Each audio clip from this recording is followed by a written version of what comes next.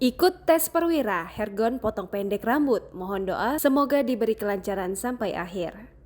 Heri Gondrong atau biasa disapa Hergon dikenal publik sebagai polisi nyentrik yang bertugas di Polda Sumatera Selatan.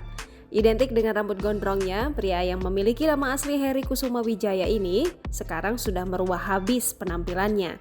Hergon memangkas pendek rambut panjang yang selama ini menjadi ciri khasnya di mata masyarakat. Saat dikonfirmasi tribunsumsel.com, Hergon mengungkapkan alasannya mengubah penampilan.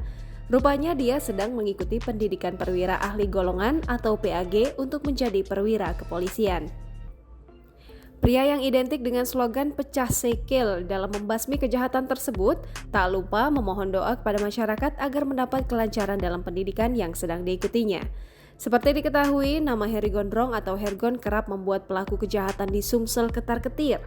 Salah satu kiprahnya yang menjadi perhatian yaitu kerap menindak tegas persoalan parkir liar maupun pemalak membuat resah masyarakat. Apalagi ungkapan pecah sekil yang jadi slogannya begitu mengena di hati masyarakat maupun pelaku kejahatan di Sumsel. Namun di sisi lain, gayanya yang khas saat melakukan interaksi, sosialisasi maupun penindakan terhadap pelaku kejahatan jalanan bisa menjadi daya tarik tersendiri.